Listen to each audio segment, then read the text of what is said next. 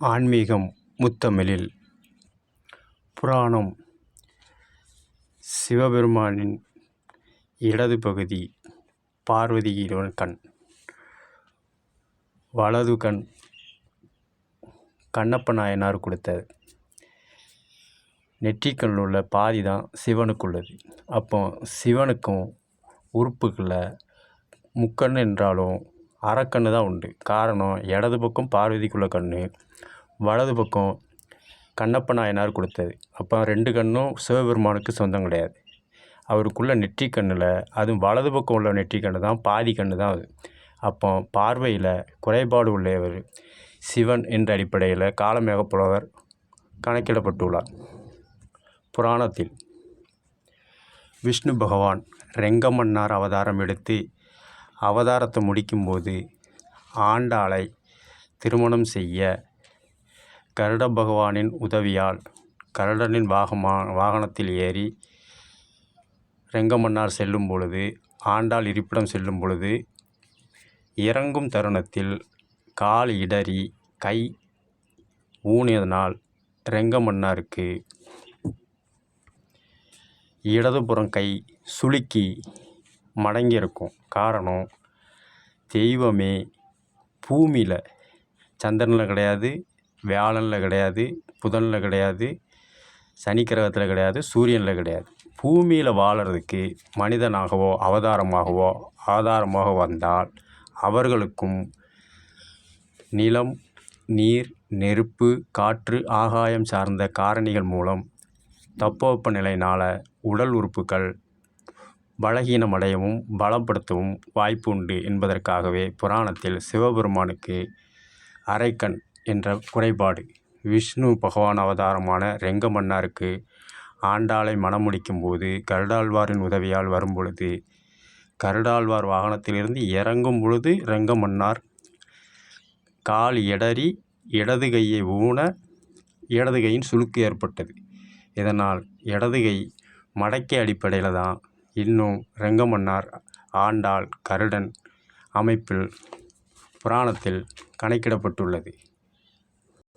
சிவனுக்கு அரைக்கண், ரெங்கமன்னாருக்கு கையில் இடது கையில் சுளுக்கு. இந்த அமைப்பில் தான் புராணத்தில் வழிபாட்டிலே இருக்கும்.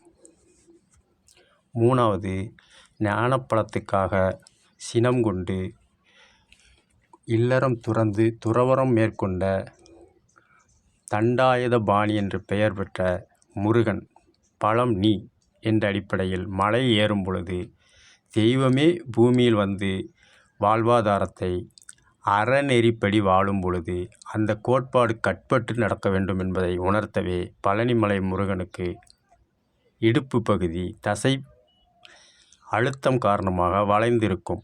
இதை காத்து கொள்ளவே கையில் தண்டம் ஏந்தியிருப்பார். அதனால் அவருக்கு தண்டாயுதபாணி என்றும் பெயர் உண்டு. காரணம், தெய்வமே பூமியில் வந்து அவதாரம் எடுத்தால் பஞ்சபூதங்கள் அடிப்படையில் ஏற்படும் தட்பவெப்ப காரணிகளுக்கு உட்பட்டு நடக்கது.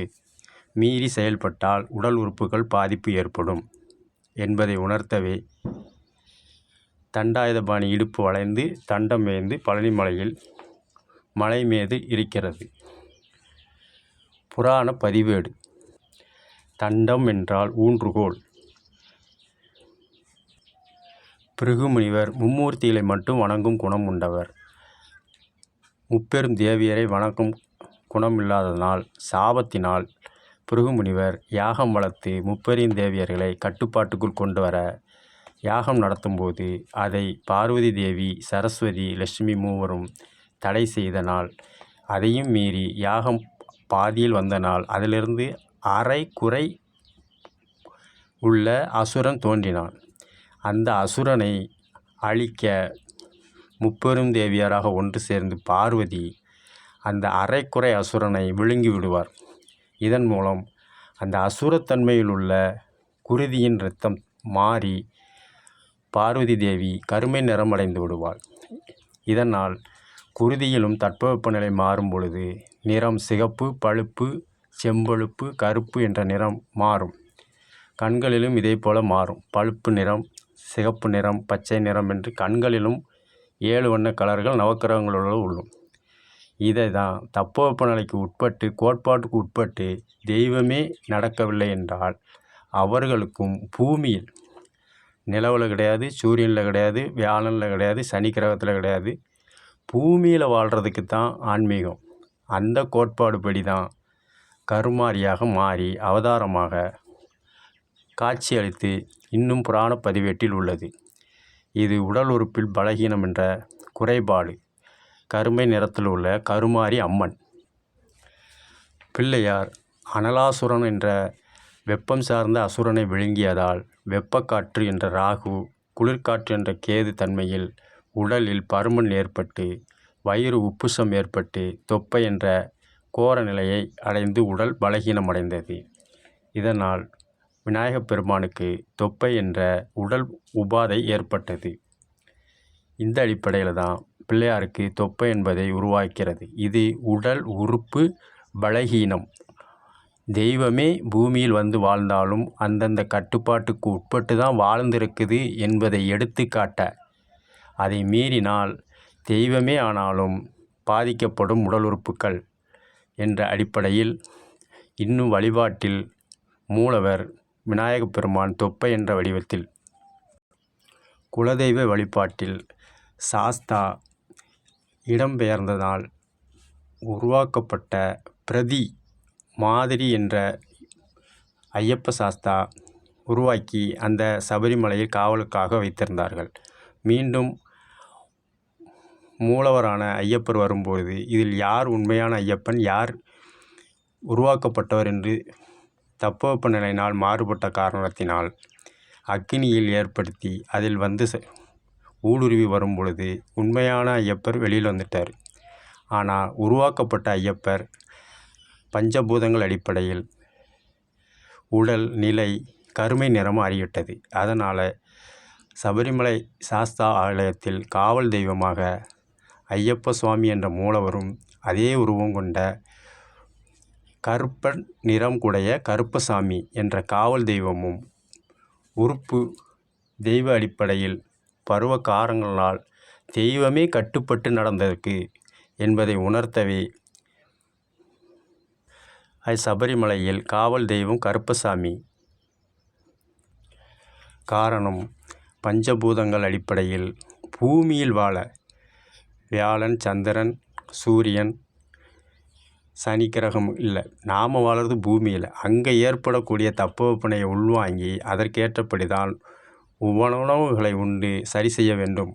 அதை கோட்பாடுகளை மீறி நடந்தால் உறுப்புகளும் பலகீனமடையும் என்பதை உணர்த்தவே புராணத்தில் சிவனுக்கு அரைக்கண், பார்வதிக்கு கருமாரி, குலதெய்வத்துக்கு கருப்பசாமி, பிள்ளையாருக்கு தொப்பை, முருகனுக்கு தண்டாயுதபாணி, ரெங்கமன்னாருக்கு கை ஊனம் என்ற உடல் உறுப்பு பலகீனம் தெய்வத்துக்கே அறநெறிப்படி இல்லறத்தில் வாழ்வ வேண்டும் என்ற கோட்பாடை கடைப்பிடிப்பதனால், இன்னும் கடைப்பிடித்து கொண்டிருக்கிறதனால் அதே தன்மை நம்ம வாழ்ந்த சந்ததிகளுக்கும், தாத்தாவுக்கு, அப்பா அம்மாவுக்கு, நமக்கு, நம்ம பிள்ளைகளுக்கு, நம்ம பேர பிள்ளைகளுக்கு வரும் என்பதை உணர்த்தவே அதே கோலத்தில் அதே அடிப்படையில் பூஜை வழிபாடுகள். இதில் யாரையும் அடிமைப்படுத்துவதோ கட்டுப்படுத்துவதோ கிடையாது. காரணம், தட்பவெப்பத்துக்கு உட்பட்டு வாழ்வது அறநெறி என்பதை தெய்வங்களே வாழ்ந்ததாக புராண பதிவேடு. இதை தான் புராண அடிப்படையில் அறநெறிக்கு கட்டுப்பட்டு பொதுமக்கள் சேவகன் என்ற முறையில் தன்னலம் கருதாமல் பிறர் நலம் கருதி உடல் உறுப்புக்களை இழந்த கரிகால சோழன் கதவை தட்டியது யார் என்று கேட்டதற்கு பாண்டிய மன்னன் தன் கைகளையே வெட்டி கொண்டான். அதற்கு எடுத்துக்காட்டாக அவருக்கு பொற்கை பாண்டியன். கைலாயத்தை நெருங்கும் பொழுது சிவ தொண்டு புரிந்த திருநாவுக்கரசருக்கு பார்வை குன்றியது. காரைக்கால் அம்மையார் இளமை பருவம் தொடர்ந்து தொண்டு செய்வதற்காக புனிதவதி என்றவள் வயோதிக பருவம் பெற்று காரைக்கால் அம்மையார் ஆனது. சீழ்தலை சாத்தனார் கவிதை எழுதும்போது பிழை ஏற்படா வண்ணம் இருக்க யுக்தி அடிப்படையில் எழுத்தாணியை கொண்டு சிரசில் அழுத்தம் கொடுக்க அதன் மூலம் அவருக்கு தலை சாத்தனார் என்ற உடல் பலகீன தன்மை. புராணத்தில் நடந்ததுதான் முடியாட்சியில் நடந்ததுதான் குடியாட்சியில். கண்ணலம் குன்றியவர்கள், செவி திறன் குன்றியவர்கள், மெய் திறன் குன்றியவர்கள், தசை குன்றியவர்கள், உடல் உறுப்புக்கள் பலகீனமானவர்கள், கரம் சிரம் குன்றியவர்கள் என்ற உடல் உறுப்புக்கள் குறைபாடுகள். புராணத்தில் நடந்தது தான் முடியாட்சியில் நடந்தது தான் குடியாட்சியில். காரணம், பஞ்சபூதங்கள் அடிப்படையில் பூமியில் 60 பாகை 60 நாழிகை சதுர்வேதம் படி நாள், வாரம், மாதம், வருடம், உணவு வகையில் திட திரவ வாயுத்தன்மையில், வழிபாட்டில் ஆடி மாதம் கூழ், ஐப்பசி மாதத்தில் எண்ணெய் தேய்ச்சி பலகாரம், எண்ணெய் தேய்ச்சி குளியறது, மார்கழி மாதம் பஜனை தயிர் சாதம், சித்திரை மாதம் அவல் பொரிகடலை, புளிப்பு பானக்கரம், நீர்மோர் விகிதம் அடிப்படையில். நாம் வாழறது பூமியில் நீர் நிலம் காற்று ஆகாயம் பஞ்சபூதங்கள் அடிப்படையில் சந்திரன் சூரியன் வியாழன் போன்ற கிரகங்களின் கதிர்வீச்சு பூமியில் நாம் வாழக்கூடிய பூமியில் 60 அடிப்படையில் 60 தமிழாண்டு, 60 பாகை, 60 நாழிகை, 60 வினாடி, 60 நிமிடம், 60 மணி, 60 சுற்றளவு விகிதம் சுழற்சி முறையில் வருவதனால் புராணத்தில் நடந்தது முடியாட்சியில் நடந்தது குடியாட்சியில். உடல் பலகீனம், இதை உறுப்புகள் பலகீனமடைந்தது என்பதை குறிப்பீடு. புராணத்தில் நடந்தது தான் நமக்கு நடக்கும். நம்ம தாத்தா பாட்டிக்கு நடந்தது தான் அப்பா அம்மாவுக்கு நடந்தது தான் நமக்கு நடந்தது தான் நம்ம பேர பிள்ளைகளுக்கு என்பதை உணர்ந்து ஆன்மீக வழிபாட்டில் ஏற்படும் வைத்திய முறை தான். இதைத்தான் தமிழில் சொல்லுவாங்க, அன்பே சிவம் என்றால் அவன் கையில் ஆயுதம் எதற்கு. காரணம், கண் குன்றியவருக்கு கண்ணாடி, இதை பயன்படுத்தவும் செய்யலாம், பிறரை தாக்கவும் செய்யலாம். ஆனால் நன்மைக்காகத்தான் அதை பயன்படுத்தணும். கால் பலகீனமடைந்தவருக்கு பழனியாண்டவர் போல் ஊன்றுகோல் தண்டாயுதம், இதை வயோதிக பருவத்தில் அவர்களுக்கு ஆயுதம், பாதுகாப்பு, பராமரிப்பு. இதை அன்பே சிவம் என்றால் என்பனா அன்பு அடிப்படையில் தான் எல்லாருக்கும் குழந்தை பருவத்திலும் சரி முதுமை பருவத்திலும் பலகீனமடையும் உடல் உறுப்புகளை சமம் செய்யவே ஆயுதம் என்ற பாதுகாப்பு கவசம். இதனை அவரவர் உடல் உறுப்புகள் பலகீனம்படி அதை சமம் செய்யவே அன்பே சிவம் என்ற அடிப்படையில் ஆயுதங்கள் வழங்கப்பட்டிருக்கிறது. புராணத்தில் உள்ளது தான் முடியாட்சியில் உள்ளது தான் குடியாட்சியில். இடம் விட்டு இடம் பெயர்க்க தெரியாத நகர தெரியாதவர்களுக்கு வாகன வசதி, ஆகாய வசதி, நீர்வள வசதி, நரம்புக்குரிய கசப்புத்தன்மை இரும்பு சத்து சேருவதற்காகவே கனிகள் நறுக்குவதற்காக அருவாள் இதன் மூலம் நறுக்குவதனால அப்பப்போ சிறிதளவு அந்த ஈரத்தன்மையில் இரும்பு சத்து அருவாமனை கத்தியில் பட்டு அந்த இரும்பு சத்து அதோடு சேர்ந்து நம்ம உடம்புக்கு தேவையான இரும்பு சத்து கிடைக்கிறது. இதனால தான் காய் நறுக்கக்கூடிய உபகரணங்கள் அருவாமனை, கத்தி, திருவலக்குத்தி போன்றவை தேய்மானம் ஏற்படுகிறது. காரணம், தேய்மானம் என்பது அந்தந்த காய்கறிகள் உள்ள ஊடுருவி செல்கிறது. அதை நாம் உட்கொள்வதனால நரம்புக்கு பலம் தருகிறது. உதாரணத்துக்கு காக்கா வலிப்பு வருபவர்களுக்கு இரும்பு கொடுப்பாங்க. இரும்பில் நரம்புக்கு தேவையான கசப்புத்தன்மை, அதாவது இரும்பு சத்து இருக்குது. இதனால தான் இரும்பை கொடுத்தோன்னே அந்த நரம்பு பலப்படுத்தோன்னே அந்த வலிப்பு என்ற தன்மை குறைந்து ராகு என்ற வெப்பக்காற்று, கேது என்ற குளிர்காற்று அடிப்படையில் சமம் செய்யப்படுகிறது. இதனால தான் தங்கம், வெள்ளி, பித்தளையில் அருமானம் போடாமல் இரும்பில் போட்டிருக்காங்க. திருளக்குத்தி இரும்பில் தான். காரணம், அந்த இரும்பு சத்து நமக்கு தேவைப்படுது.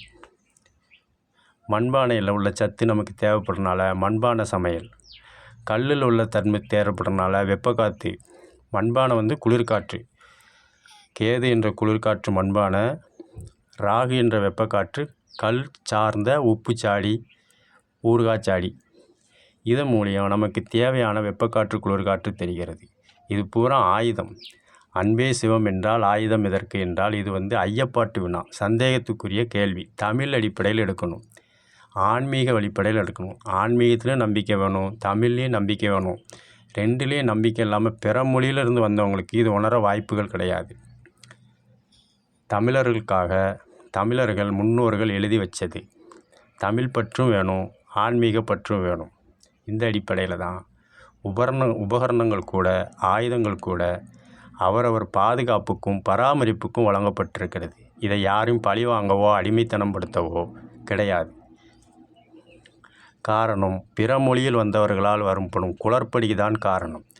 தமிழ் மொழி பற்றுள்ளவர்களுக்கும் ஆன்மீக மொழி பற்றுள்ளவர்களுக்கும் இது புலப்படும். பிற மொழி பற்றுடையவருக்கு தமிழில் உள்ள தன்மை புலப்படாது, ஆன்மீகத்தன்மை புலப்படாது. ஆன்மீகத்திலும் தமிழிலும் நம்பிக்கை உள்ளவர்களுக்கு மட்டும் புலப்படும். காரணம் தம் பிள்ளைகளுக்கு பெற்றோர்கள் நன்மைதான் செய்வார்கள். அப்படி இருக்கும்போது ஆன்மீகம் என்பது நம் முன்னோர்கள், அவர் வழி வந்தவர் தான் நம் தாத்தா பாட்டி அப்பா அம்மா நம் பிள்ளைகள். காரணம் நம்ம தமிழ்மொழி அடிப்படையில் வகுத்து தமிழ்மொழி அடிப்படையில் மொழி இலக்கண அடிப்படையில் பார்த்தாதான் பொருள்படும். இந்த அடிப்படையில் அன்பே சிவம் என்றால் அவன் கையில் ஆயுதம் எதற்கு என்றால் இது வஞ்சக புகழ்ச்சி மாதிரி இருக்கும், திட்டுற மாதிரி இருக்கும். ஆனால் புகழ்கிற மாதிரி இருக்கும், திட்டுறது. ஆயுதம் என்பது ஒரு ஊன்றுகோலாகவும் காய் நறுக்கக்கூடிய இரும்பு சத்துக்கு சேரக்கூடிய ஆயுதமாகவும் தான் பயன்படுது. இதை தவறாக பயன்படுத்துபவர்களுக்கு தான் புலப்படாது. காரணம் தவறுகளை திருத்திக் கொள்வது தான் அனுபவம், ஆன்மீகம். தான் செய்த தவறுகளை அடுத்தவர் மீது கட்டாயமாக உட்புடுத்தி திணித்தல், அவர்கள் மூளையை மழுங்கச் செய்தல், தவறுகளை நியாயப்படுத்தி பிறர் மீது கட்டாயமாக திணிப்பது ஆதிக்கம், ஆவேசம், ஆட்கொள்ளி எனும் பிணி. தமிழர்களுக்கு வழிகாட்டியவர்களை தெய்வமாக வழிபடுவது, நம் முன்னோர்களை வழிபடுவதற்கு பிறர் சொல்ல தேவையில்லை. காரணம் நமக்கு தமிழ் பற்றும் வேணும், ஆன்மீக பற்று வேணும் என்றால் மட்டுமே புலப்படும். ஆன்மீகம் முத்தமிழில் சொன்னால் புரியாது, சொல்லத்தான் புரியும். உடல் உறுப்புகள் பலகீனம் என்பது புராணத்திலும் இருக்குது, முடியாட்சிலையும் இருக்குது, குடியாட்சிலையும் இருக்குது. அதை பாதுகாக்கத்தான் உபகரணங்கள், ஆயுதங்கள். இதை தவறாக பயன்படுத்தி தவறாக பொருளீட்டுவோர்களுக்குத்தான் புலப்படாது. புராணத்தில் சொன்னது தான் முடியாட்சியில் சொல்வது தான் குடியாட்சியில். வரும் முன் காப்போம் என்ற இயற்தமிழில் நோய் வரும்னு தெரியும், இருந்தாலும் பாதுகாப்பு என்பதை உபகரணங்களை பயன்படுத்த வேண்டும் என்பதை புராணத்தில் சொன்னது முடியாட்சியில் சொன்னது குடியாட்சியில். வறுமை என்ற பசி என்பது அதுவும் ஒரு விதப்பிணி. இதற்காகத்தான் புராணத்தில் உருவாக்கப்பட்ட அன்னச்சத்திரம், முடியாட்சியில் உள்ள பாதுகாப்பு, முடியாட்சியில் உணவு என்ற அன்னச்சத்திரம். இதையே தான் குடியாட்சிலையும் மதிய உணவு திட்டம், காலை உணவு திட்டம், வறுமை சார்ந்தவர்களுக்கு. இது யாரையும் சோம்பேறித்தனமாக்குவதற்கல்ல, உடல் பலகீனம் அடைந்தவர்களுக்கு அவர்களுக்கும் ஒரு வாய்ப்பு அளிக்கப்படும் என்பது புராணத்தில் சொன்ன ஆன்மீக ஆளுமை வைத்திய முறை. புராணத்தில் சொன்னது தான் முடியாட்சியில் செய்கிறாங்க, முடியாட்சியில் செய்கிறது தான் குடியாட்சியில். இப்போ பலதரப்பட்ட பலகீனமான உடல் உறுப்புகள் உள்ளவனும் அரசு ஆதரவு என்ற அடிப்படையில் பலன் பெற்று சேவை செய்வதற்காக தன்னலம் இல்லாமல் பிறர் சேவை என்ற அடிப்படையில்தான் அன்பே சிவம் என்றால் அவன் கையில் ஆயுதம் எதற்கு என்றால் ஆயுதம் என்பது அவர்களுக்கு பாதுகாப்பு, ஊன்றுகோல், ஆதாயம், வழிகாட்டுதல், துணை நின்றல். சோம்பேறிகளை வளர்ப்பதல்ல, சோம்பேறிகள் ஆகிவிடக்கூடாது என்பதற்காக உருவாக்கப்பட்டது.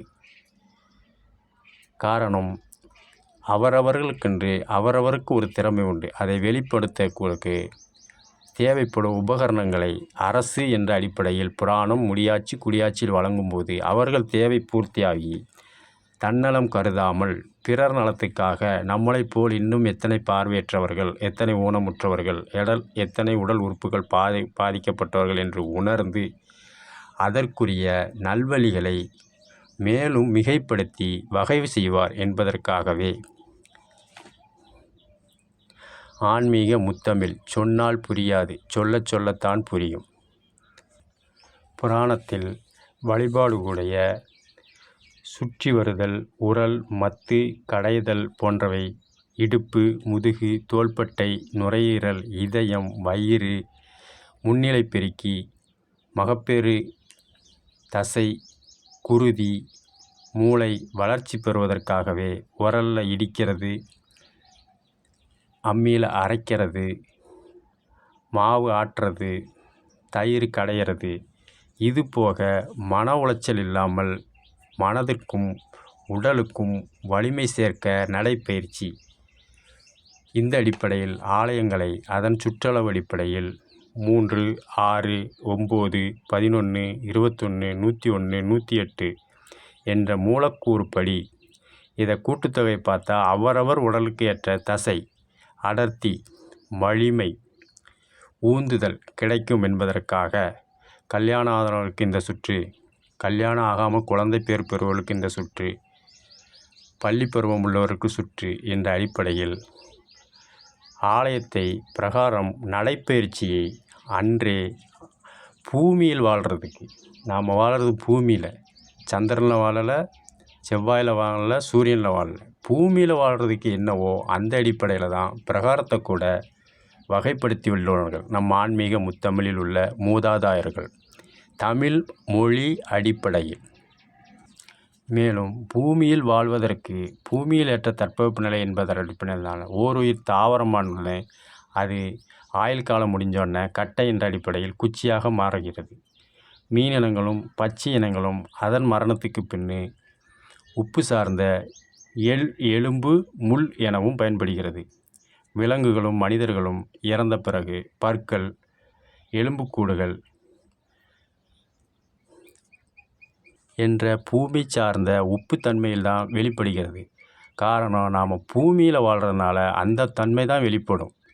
இந்த அடிப்படையில் தான் ஆன்மீக முத்தமிழில் தமிழ் மொழி அடிப்படையில் நம் தமிழ் முன்னோர்கள் வகுத்த அடிப்படையில் தான் உடல் உறுப்புகள் பலகீனம் அடையும், இருந்தாலும் ஒருங்கிணைப்பு, அரவணைப்பு, ஆறுதல், உபதேசம், உபகரணங்கள் வழங்குதல் என்ற அடிப்படையில் அவர்களையும் ஊக்குவிக்க வேண்டும் என்ற அடிப்படையில் புராணத்தில் சொன்னதுதான் முடியாட்சியில் சொன்னதுதான் குடியாட்சியில். ஆயுதம் என்பது பலப்படுத்துவதை தவிர பலகீனப்படுத்துவதற்கு அல்ல. இதைத்தான் அன்பே சிவம் என்றால் அவன் கையில் ஆயுதம் எதற்கு? ஆயுதம் என்பது அவர்கள் பாதுகாப்புக்கும் பராமரிப்புக்கும் அவர்களே உதாசீனப்படுத்தி பலகீனமாகாமல் மேலும் அவர்கள் திறமை வெளிக்கொண்டு வர வழங்கப்படும் உபகரணங்கள் தான் ஆயுதம். எந்த ஒரு உணவையும் நன்றாக பற்களால் மென்று தின்றால் சைவம். அதை அவசரமாகவோ பிறர் நலம் கருதாமல் தன்னலம் மட்டும் கருதி அவசரமாக சேமிப்பு கிடங்கு போல் சேமிப்பு வைப்பவர்கள்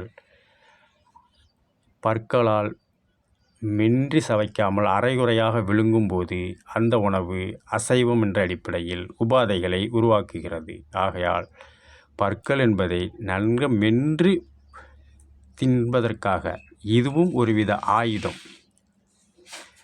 மாறாக தன்னலம் கருதி பிறர் நலம் பாராமல் தன்னலம் மட்டும் பார்த்து அறகுறையாக தின்பதற்கு உடல் உபாதைகள் ஏற்படும். எந்த ஒரு ஆயுதமும் அவரவர் அனுபவம், திறமை அடிப்படையில் நற்செயல்களுக்கும் பயன்படுகிறது, தீய செயல்களுக்கும் படிக்கிறது. அதற்காக தீய செயல்கள் 25% இருந்தாலும் நற்செயல் 75% இருக்கும். இதற்காக 25 மட்டும் குறை கூறி அவங்க கையில் ஆயுதம் வச்சுருக்கிறான், அவன் ரொம்ப தப்பு பண்ணுறான், அதனால தான் சாமி ஆயுதம் வச்சுருக்குன்னு குறை கூறி அதே ஆயுதத்தை ஆங்கிலத்தில் வெப்பன்ஸ் என்ற அடிப்படையில் இன்னும் பொருளீட்டி வருகிறார்கள். தெய்வம் வச்சுருந்தா தெய்வம் பழி வாங்குது. ஆனால் அதே இதை தமிழ் மொழியில் இல்லாமல் வெப்பன்ஸ் என்று இன்னும் பொருளீட்டி வருகிறார்கள். இதைத்தான் தவறுகளை திருத்திக் கொள்வது தான் ஆன்மீகம், அதுதான் ஆயுதம். ஆனால் அந்த ஆயுதம் வச்சா தன்னோட உபகரணங்கள் பொருளீட்ட முடியாது, தன்னோட தேசத்தில் உள்ள பொருளாதாரம் உயர்வடைய முடியாது என்பதற்காக மூளை செலவி செய்து ஆங்கிலத்தில் பிரெயின் வாஷ் செய்து தமிழ் மொழியில் தமிழர்களுக்கு சொல்லாமல் ஆங்கிலத்தில் வெப்பன்ஸ் என்று இன்னும் தளவாடங்களை உற்பத்தி செய்து பொருளீட்டி வருகிறார்கள். அவர்கள் வைத்திருந்தால் பாதுகாப்பு, தெய்வம் வச்சிருந்தால் பழி வாங்குதல். காரணம், மூளை செலவு என்ற அடிப்படையில் பொருள்களை தளவாடங்கள் மூலம் கிழக்கிந்திய கம்பெனி என்ற அடிப்படையில் இன்னும் பேச்சு சுதந்திரம் தான் கொடுத்துருக்காங்க. எழுத்து சுதந்திரத்தில் அவங்க மொழி தான் இன்னும் ஆட்சி மொழியாக இருக்கிறது உலக அளவில். ஆன்மீக முத்தமிழ் சொன்னால் புரியாது, சொல்லத்தான் புரியும். இதனால தான் இயற்தமிழில் தமிழனை வாழ்ந்துகிட்ட பரம்பரைம்பாங்க. யார் என்ன சொன்னாலும் நம்ம முன்னோர்கள் செஞ்சது தான் நம்ம தாத்தா பாட்டி, நம்ம தாத்தா பாட்டி செஞ்சது தான் அப்பா அம்மா, அப்பா அம்மா செஞ்சது தான் நாம் செய்கிறோம், நாம் செஞ்சது தான் பிள்ளைகள் செய்கிறோம். இது சுழற்சி முறையில் பரிணாமற்ற முறையில் வரும். இதை செய்யக்கூடாதுன்னு சொல்லி அதுலேயும் பொருளீட்டுகிறார்கள். இதைத்தான் ஆங்கிலத்தில் பிரெயின் வாஷ், தமிழில் மூளைச்சலவை. இதற்காகத்தான் தெய்வமே கையில் ஆயுதம் வச்சுருக்கு, அதை கும்பிடாதீங்க, வணங்காதீங்க. நம்ம முன்னோர்களை நாம் வணங்குறதுக்கு அவர்கள்ட்ட என்ன வழிகாட்டுதல் கேட்கணும்? நம்ம வளர்த்து பெற்று வளர்த்த தாய் தகப்பனை நம்ம தானே வணங்கணும், நம்ம தானே பாதுகாக்கணும், நம்ம தானே பராமரிக்கணும். அவங்க வீட்டு நம்ம தாய் தகப்பனை வணங்கலை, நம்ம வீட்டு தாய் தகப்பனை தான் வணங்குறோம். இதில் வெக்கப்படுறதுக்கோ மானப்படுறதுக்கோ கௌரவ குறைச்சல் படுறதுக்கோ அவசியம் கிடையாது. என் தாய் தகப்பன் சொன்ன வழியில் நான் நடக்கேன், உன் தாய் தகப்பன் சொன்ன வழியில் நீ நட. உன் தாய் தகப்பன் வழியில் தான் நடக்கணும்னா நீ இருக்கிற தப்பு வெப்பநிலை வேறு, நான் இருக்கிற தப்பு வெப்பநிலை வேறு. இதில் சமம் என்பது அந்தந்த தப்பு வெப்பநிலையை மட்டும் பொறுத்து தான் மாறுபடுமே வர, நீ செஞ்சதை தான் நான் செய்யணும் என்ற கட்டுப்பாடு இருக்கக்கூடாது என்பதற்காகத்தான் தவறுகளை நியாயப்படுத்தி பிறர் மீது கட்டாயமாக திணித்தல், ஆதிக்கம், ஆவேசம், ஆள்கொல்லி எனும் பிணி. ஆன்மீகம் முத்தமிழில் சொன்னால் புரியாது, சொல்லத்தான் புரியும். அமெரிக்காவில் இரவு பொழுது தூங்கிட்டு இருக்காங்கன்னு நம்ம பகல் பொழுது தூங்கக்கூடாது. காரணம், அவருக்கு தூங்கக்கூடிய பொழுது இரவு வந்துட்டு அவங்க தூங்குறாங்க. ஆனால் அவங்க விழிச்சிருக்கக்கூடிய பகல் பொழுதில் இரவு வேலையில் நம்ம வேலை செஞ்சுக்கிட்டு அவர்கள் பணியை தான் செவ்வனை சேர்ந்துக்கிட்டு இருக்காங்களே ஒழிய நம்ம பணியை மூளைச்சலவை மூலம் பிரெயின் வாஷ் மூலம் இன்னும் எழுத்து அடிப்படையில் நம்மளை வளர்ச்சி வராமல் தான் செஞ்சுக்கிட்டு இருக்காங்க. இதை சமம் செய்கிறது தான் ஆன்மீகம் என்னும் வழிபாட்டு வைத்தியம் ஆளுமை, ஆன்மீக முத்தமிழில். இன்னும் சொல்லப்போனால் இயற்தமிழில் பந்திக்கு முந்து படைக்கு பிந்தும் என்று தான் சொல்லியிருக்கிறாங்க. ஆன்மீக இயற்தமிழில் பந்திக்கு முந்துன்னா கரண்டி, தோசை, சட்டாப்பை, சோறு கெடுக்கிறது, இந்த ஆயுதங்கள் பூரா சூடான உள்ள பொருள், உணவுப் பொருட்களை திரவ வாயு தன்மையில் உள்ள பொருட்களை எடுத்து பசியாக உள்ளவங்களுக்கு வழங்கும்போது கை என்ற ஆயுதத்தின் மூலம் முன்னால் போகும். இதைத்தான் பந்திக்கு முந்து. பந்தினா உணவு பரிமாறும்போது, உணவு என்பதும் ஒருவித பசி என்ற நோயை தீர்க்கும் மருந்து. இதற்கு பந்திக்கு முந்தும் அப்படின்னு தான் சொல்லியிருக்கிறாங்க. கரண்டி, சட்டாப்பை, தோசைக்கல், சிரட்டாப்பை, அகப்பை, இந்த ஆயுதத்து மூலயமா குழம்பு, சோறு, தொடுகறிகள் வைக்கும்போது அந்த ஆயுதம் மூலம் நம்ம கை பந்தியில் உள்ளவங்களுக்கு முன்னால் போய் நிற்கும். அப்போ பந்திக்கு முந்துன்னா கை முன்னால் போய் நிற்கும். இதைத்தான் பந்திக்கு முந்தும் ஆயுதம் அடிப்படையில். படைக்கு பிந்தும், இது நம் வாழ்வாதாரத்துக்குள்ளே இல்லறம் சார்ந்த நாட்டுப்பற்று.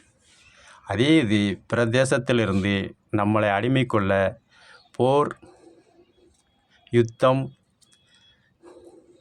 வதம் சேதாரம் என்பதை ஏற்படுத்த வரும்பொழுது அவர்களை நம்ம தேசத்தில் உள்ள மக்களை பாதுகாத்து கொள்ள ஆயுதம் ஏந்தி போராடும் பொழுது அந்த வாள் கேடயம் குத்துவாள் போர்வாள் சங்கு இதையெல்லாம் கையில் வச்சுருக்கும்போது அந்த கையின் அழுத்தம் எவ்வளோ தூரம் பின்னால் போகுதோ அதே வேகம்தான் முன்னால் உள்ளவர்களை தாக்கும். அப்போ படைக்கு பிந்தும் அப்படின்னா ஆயுதம் எவ்வளோ தூரம் பின்னால் போகுதோ அவ்வளோ வேகத்தில் முன்னால் உள்ளவங்க எதிரிகளை தாக்குவாங்க. இதனால தான் பந்திக்கு முந்தும் கை படைக்கு பிந்தும். அழுத்தம் கொடுக்க கையை எவ்வளோ தூரம் பின்னால் போகிறோமோ அவ்வளோ தூரம் அழுத்தத்தை தான் போரில் வெற்றி கொள்ள முடியும் என்பதற்காகத்தான் ஈர்த்தமிழில் ஆயுதம் ஏந்திய கையை பந்திக்கு முந்தும். தன்னை நம்பி இருக்கிறவங்களுக்கு உணவு அளிப்பதில் முன்னால் போய் நிற்கணும். அப்போ கரண்டி அகப்பை என்ற அடிப்படையில் ஆயுதம் ஏந்திய கை அவர்களுக்கு முன்னால் போய் நிற்கும். இதைத்தான் பந்திக்கு முந்து. அதே மக்களை துன்புறுத்த வரும்போது அவர்களை விரட்டி அடிக்க வாள் கேடயம் கத்தி குத்துவாள் என்ற போர்க்கருவிகள் மூலம் பின்னோக்கி எவ்வளோ அழுத்தம் கொடுத்து போகுதோ கை அதே அழுத்தத்தோடு முன்னால் உள்ளவர்களை தாக்கக்கூடும். இது வீரத்திற்கும் வேகத்திற்கும் உள்ளது. இதைத்தான் கை என்பது பந்திக்கு முந்தும். அதே கை பாதுகாப்பதற்காக படைக்கு பிந்தும் போர்க்களத்தில். இதைத்தான் ஆயுதம் ஏந்திய கையை படைக்கு பிந்தும் பந்திக்கு முந்தும் என்ற இயற்தமிழில் ஆன்மீக முத்தமிழில்.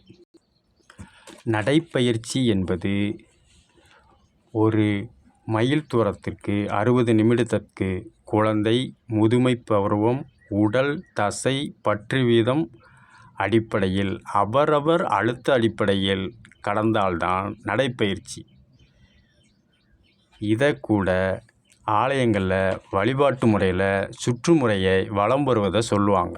இது எந்தவித பொருளும் ஈட்டாமல் வழிபாட்டு முறையில் உட்பிரகாரம் சுற்றுதல் வலம் வருதல், வெளிப்பிரகாரம் சுற்றுதல் வலம் வருதல், ரதவீதி சுற்றுதல் வலம் வருதல் என்ற நடைப்பயிற்சி. இதையே மூடநம்பிக்கை அவநம்பிக்கை இது கூடாதது என்று சொல்லி, ஆனால் அதையே பயிற்சியை உபகரணங்கள் மூலம் மின்சாரத்தில் இயங்கக்கூடிய பொருளை யார் நம்மளை செய்யக்கூடிய முட்டாள்தனம் மூட நம்பிக்கை என்று சொன்னார்களோ அவர்கள் நடைப்பயிற்சிக்கு கருவி. முதுகு தண்டுவடம் வளையிறதுக்கு கருவி, கை வளையிறதுக்கு கருவி, கால் தசை வளர்கிறதுக்கு காலணிகள் என்று நம்ம முன்னோர்கள் செஞ்சது மூடநம்பிக்கைன்னு சொல்லிட்டு, அதே இது அவர்கள் பொருளீட்டும் உபகரணமாக ஆங்கில பெயரில் வெப்பன்ஸ் என்ற அடிப்படையில் உபகரணங்கள் என்ற அடிப்படையில் சொல்லாமல் தமிழில் சொன்னால் தமிழருக்கு புரியும். அதுவும் கூட வருமானம் ஈட்டும் ஆங்கில மொழியில் ஜிம்முக்கு போங்கங்காங்க. தமிழில் இயற்கையாக கோயிலுக்கு போனால் எல்லா பயிற்சியும் செய்கிறாங்க. நடைப்பயிற்சி, உருண்டு கொடுத்துதல், தோப்புக்கரணம் போடும்போது உட்காந்து எந்திக்கிறது. இது எந்தவித பொருளும் இல்லாமல் செய்ய சொன்ன நம்ம தமிழர்களை முட்டாள்கள் மூட நம்பிக்கைக்காரர்கள் என்று சொல்லி, அதே இதை தமிழில் சொல்லாமல் ஆங்கிலத்தில் ஜிம்முக்கு போங்க, அங்கே போய் ரன்னிங் பண்ணுங்க, ரேஸ் போடுங்க, ஜம்ப் பண்ணுங்க, லாங் பண்ணுங்க அப்படிங்காங்க. இதை பூரா தமிழில் சொல்லணும்னா தமிழில் உள்ள நடைப்பயிற்சியை தான் ஆங்கிலத்தில் மொழி மாற்றத்தில் இன்னும் நம்மளை ஆட்சி செய்துட்டு இருக்காங்க. பேச்சு சுதந்திரம் கொடுத்துருக்காங்களே ஒழிய நம்ம பழக்க வழக்கங்களை நம்மளை செய்யக்கூடாதுன்னு சொல்லிட்டு அவர்கள் ஜிம்மு என்ற அடிப்படையில் பொருள் ஈட்டி வருகிறார்கள். ஆன்மீக முத்தமிழ் சொன்னால் புரியாது, சொல்லத்தான் புரியும். இதைத்தான் ஆயுதங்களை பாதுகாப்பு கருவி என்பதற்கு இயற்தமிழில் யான் இருந்தாலும் ஆயிடும் பொன், இறந்தாலும் ஆயிடும் பொன். இது யானையை குறிப்பிடுவதில்லை. யான் என்பது பாத்திரம். நம்ம கிராமங்களில் யானம் தேய்ச்சாச்சா, யானம் கழுவியாச்சா என்பாங்க. யானம் என்பது உலோகம் சார்ந்த அருமாமனை, உருளி, கொப்பரை, கல் சட்டி, மண்சட்டி என்பதை அது இருந்தாலும் பயன்பாட்டுக்கு வரும். அது உடஞ்சிட்டுனா இதைத்தான் இறந்தாலும்னா செத்ததில்லை, தேய்மானம். இருந்தாலும் அலோகங்கள் அடிப்படையில் அருவாமனை, கத்தி, மண்சட்டி, கல்சட்டி, கரண்டி, வாள், கேடயம், குத்துவாள் என்று யானம், பாத்திரங்கள் இருந்தாலும் பயன்பாட்டுக்கு வரும். இறந்தாலும்னா இறந்துன்னா தேய்மானம். தேய்ஞ்சாலும் அதை மறுபடியும் உலையில் போட்டு பயன்படுத்தி புதுசாக பயன்படுவாங்க. இதைத்தான் யானை இருந்தாலும் ஆயிடும் பண், இறந்தாலும் ஆயிடும். ஆயிடும் பண்ணுன்னா பயன்பாட்டுக்கு வரும், ஆயிடும்னா ஆகும் என்ற ஒரு பொருள் உண்டு. ஆயிடும் என்றால் ஆகும், தேரும், ஆக்கம் பெறும், நகரும். பண் என்றால் பயன்பாட்டுக்கு வரும், பயன்படுத்துதல், பயணித்தல், பண்படுத்துதல் என்ற அடிப்படையில்தான் யான் இருந்தாலும் ஆயிடும் பொன், இறந்தாலும் ஆயிடும் பொன் என்று ஆயுதத்தை பற்றி சொன்னாங்க. இது யானையை பற்றின சொன்னது கிடையாது. அப்படியே யானையை பற்றி சொன்னாலும் எழுத்து அடிப்படையும் இயற்கைக்கு புறம்பாக உள்ளதாக யோசித்து பார்த்தால் புலப்படும். தந்தம், பல்லு, ரோமங்கள் விற்று காசாக்கிக்கலான்னு சொல்லுவாங்க. ஆனால் பெண் யானைக்கு தந்தம் கிடையாது. அப்போ அது எப்படி பயன்பாட்டுக்கு வரும்? இது வனவிலங்குகளை வேட்டையாடுவர்கள் இதே கிழக்கிந்திய கம்பெனி அடிப்படையில் வனவிலங்குகளை ஓரிடத்திலிருந்து இன்னொரு இடத்திற்கு ஏற்றுமதி செஞ்சு பொருளீட்டுவதற்காக தமிழ் மொழியை குளறுபடி செய்து உருவாக்கப்பட்டது தான் யானை இருந்தாலும் 1000 பொண்ணு, செத்தாலும் 1000 பொண்ணும்பாங்க. அப்போ பெண் யானைக்கு அது பயன்படணும்ல. அவங்க சொல்கிறது தமிழ் மொழி அடிப்படையில் பார்க்கணும். இதைத்தான் பேச்சு சுதந்திரம் கொடுத்துருக்காங்களே ஒழிய இன்னும் எழுத்து சுதந்திரத்தில் அவர்கள் பொருள் ஈட்டிக்கிட்டு தான் இருக்காங்க. ஆன்மீக முத்தமிழில் சொன்னால் புரியாது, சொல்லத்தான் புரியும். ஆக பாத்திரம் என்னும் யானம் இருந்தாலும் கத்தியாகவோ, கேடயமாகவோ, கல் சட்டியாகவோ, மண் சட்டியாகவோ, இருப்பு சட்டியாகவோ, இட்லி கொப்பரையாகவோ, சோறு வடிக்கும் சட்டியாகவோ, தாளிசம் பண்ணும் சட்டியாகவோ, இரும்பு கம்பியாகவோ, உலக்கையாகவோ, அம்மிக்கல்லாகவோ, ஆட்டுக்கல்லாகவோ இருந்தாலும் பயன்பாட்டுக்கு வரும். அதை தான் யானம் இருந்தாலும் ஆயிடும் பண். அது உடப்பட்டு அடிபட்டாலும் அதை மறுபடியும் புதுப்பிச்சு, இறந்தாலும்னா தேய்மானம், தேய்ஞ்சாலும் அதை மீண்டும் உருக்கு மாற்றி பயன்பாட்டுக்கு கொண்டு வரலாங்கிறது தான் யான் இருந்தாலும் ஆயிடும் பண், இறந்தாலும் ஆயிடும் பண்.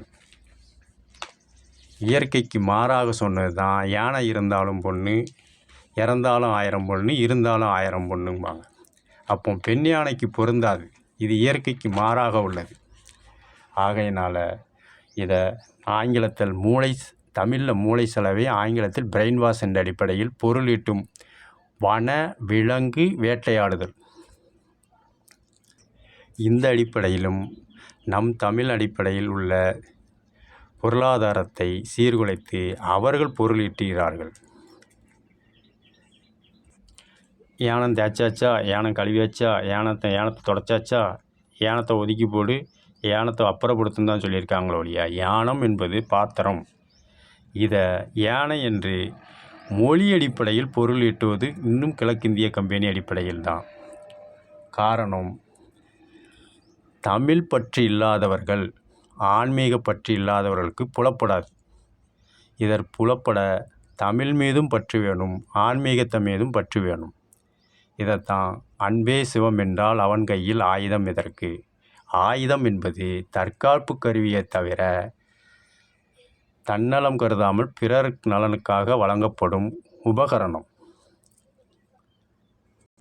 இதனை யாரையும் அடிமைப்படுத்துவதோ ஆட்கொள்வதோ கிடையாது. ஆன்மீக முத்தமிழ் சொன்னால் புரியாது, சொல்லத்தான் புரியும். காரணம், பொதுநலம் உள்ளவர்களுக்கு